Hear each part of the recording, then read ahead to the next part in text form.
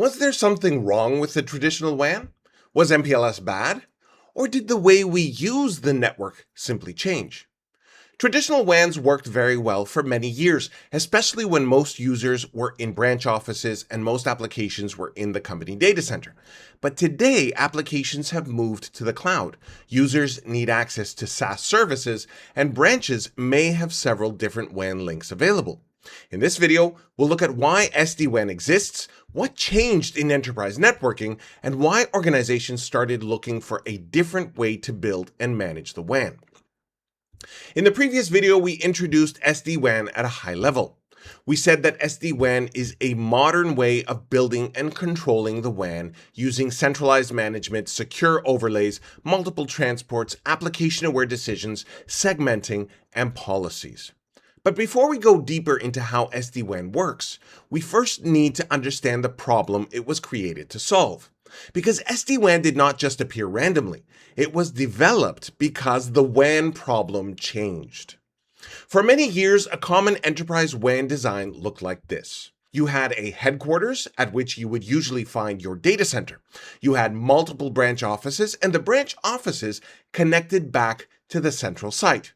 The branch offices would thus be able to enjoy all of the services offered by the central site, including the data center, the applications running there, as well as internet access. Now, this made sense because many business applications were hosted there, inside the company's own data center. Users in the branch needed to access internal services like file sharing, databases, voice systems, and corporate applications. So the branch sent traffic to the data center, which was usually at HQ. The data center was the single center of gravity of the whole network. And because of that, the WAN was designed around it. Now, in many organizations, the WAN was built using private circuits, especially MPLS. Now, MPLS became popular because it provides predictable connectivity between sites. It is usually delivered by a service provider, and it supports different classes of service and offers more controlled behavior than ordinary internet connectivity. And that was useful. If most applications were in the data center and most users were in the branch offices, then it made sense to build a WAN that connected branches reliably back to the data center. So we should avoid a common oversimplification that we may hear. We should not say MPLS was bad and SD-WAN is good. No, a better way to say it is that MPLS solves a specific WAN problem very well. SD-WAN is important because it solves a different WAN problem, one that has emerged due to the way networks have evolved. Now, another misconception here is that MPLS is being replaced by SD-WAN.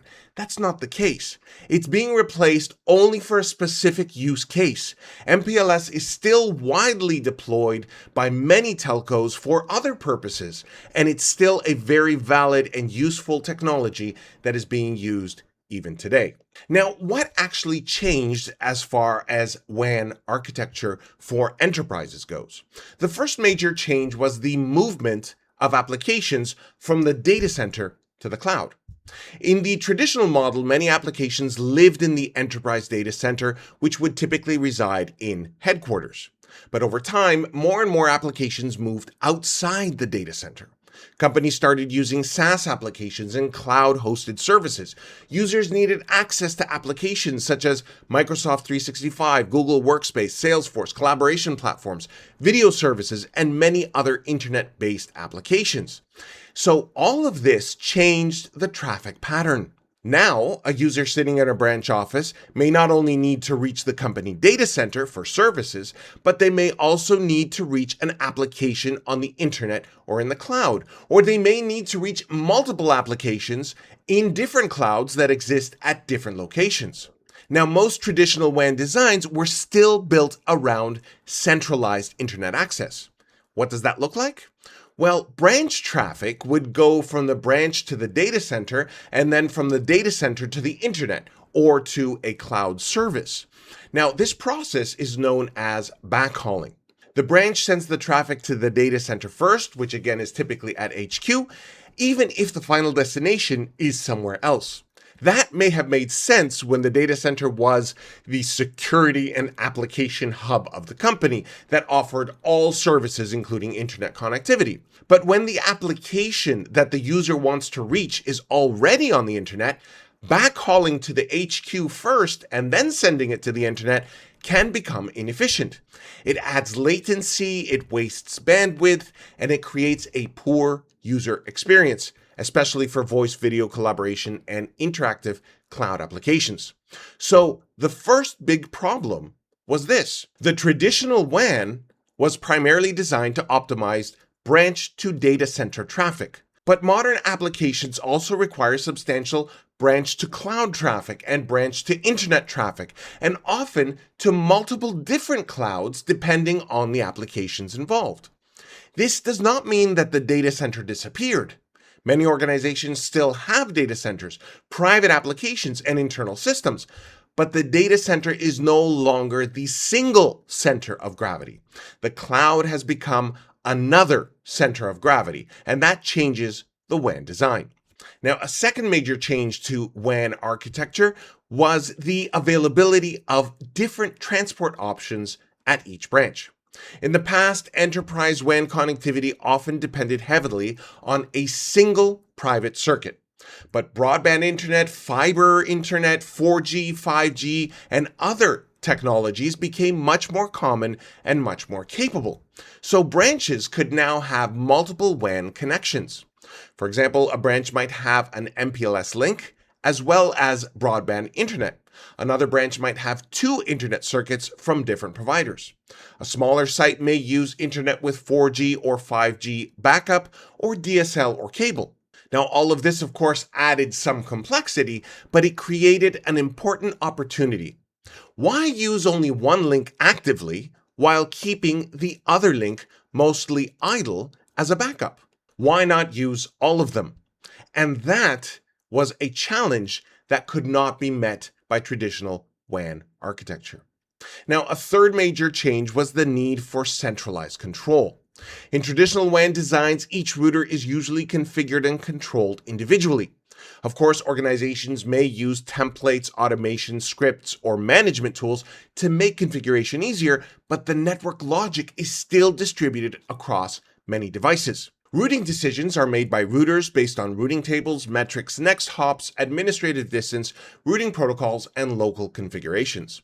Policies may be configured on many different devices.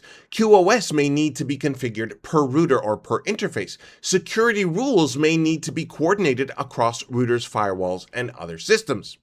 Now, maintaining some level of harmonization of configuration across all of these devices for all of the traffic paths that may exist in such a topology can become operationally complex and can be prone to errors as well. So some level of centralized control, orchestration, and harmonization was needed. Now, a fourth major change was the importance of the application experience. Traditional routing is very good at answering these questions. Where is the destination and what is the best route according to the routing protocol? Answering those questions is still important, but modern WANs often need to ask additional questions. What application is this? Is it voice? Is it video? Is it a file transfer? Is it business critical? Is it guest traffic? How healthy is the MPLS path right now? Is there packet loss, jitter, or high latency? This is where SD-WAN adds value.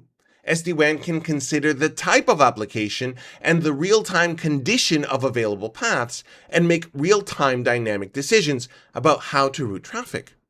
This does not mean that traditional routing is unimportant or is replaced. Routing fundamentals still matter, but SD-WAN adds another layer of intelligence on top of the existing network infrastructure. So instead of only saying this destination is reachable through this next hop, SD-WAN can say, for this application, according to this policy and based on current path quality, this is the preferred path right now. And that is a very powerful functionality. The fifth major change had to do with security. Now, in the traditional model, the data center was often the central security point. So branch internet traffic could be backhauled to the data center, inspected centrally there, and then sent to the internet. So all security policies were applied at one centralized point. But as more traffic moved directly to the cloud from users, and as SaaS applications increased, organizations started to consider local internet breakout from branches. Although this can improve performance, it also raises security questions. If a branch sends traffic directly to the internet, how is that traffic secured? Does it go through a local firewall? Does it go to a cloud security service? Is the traffic segmented? Are users and applications treated differently? How is policy applied consistently across many sites? So as traffic patterns changed, security had to be applied at multiple locations, and this became more complex. So how does SD-WAN respond to all of these changes to WAN architecture over time? Well, first, when applications move to the cloud, SD-WAN can allow traffic to go more directly to cloud and SaaS applications instead of always forcing that traffic back through the data center. This can reduce unnecessary backhauling and improve the user experience. Secondly, when branches have multiple transport options, SD-WAN can use those links more intelligently. MPLS, broadband internet, fiber, 4G, 5G can all become part of the WAN design. Instead of using one link as an active link and another as an idle backup, SD-WAN can use multiple links simultaneously based on policy application requirements and real-time performance. Third, when the WAN becomes harder to manage device by device, SD-WAN provides centralized management and control. Instead of configuring every branch independently, policies and templates can be created centrally and then applied consistently across many sites. Fourth, when the application experience becomes more important, SD-WAN can make forwarding decisions based not only on destination prefixes and routing metrics, but also on the type of application and the health of the available paths. For example, voice traffic can prefer a low latency, low jitter path, while less sensitive traffic can use a cheaper internet connection. And fifth, when security must be applied in more places, SD-WAN can help by combining segmentation, policy, secure tunnels, and integration with local or cloud-based security services. It does not remove the need for security design, but it gives us a more flexible framework for applying security at various places across the WAN. So from this, you can see again that SD-WAN is not simply a replacement for MPLS. It is a response to a different WAN reality. Cloud applications, multiple transports, centralized control, application-aware decisions, and distributed security requirements. Now, we looked at these at a very high level, and we will go more in depth as this playlist progresses. But for now, the important point is this. As traffic patterns changed, the old model of sending everything back to the data center became less efficient and less practical. So now hopefully you can more readily understand why SD-WAN exists. Remember, traditional WANs were not bad. They were designed for different traffic patterns. The WAN problem changed. Applications, transport options, and security all played a role in these changes. And SD-WAN was created to solve this new WAN problem. It uses centralized control, secure overlays, multiple transports, application-aware decisions, segmentation, and policies to make the WAN more flexible and better suited to modern applications. Now, in the next video, we will look more closely at what SD-WAN actually is. We'll start to unfold the details of what it is and how it works. You can subscribe to the telecomTech channel and activate notifications so you can be informed of new videos and follow the complete series. I'm Lazarus at telecomTech, where telecom and networking technologies are simply explained. I hope this has been helpful for you, and I'd like to thank you for watching.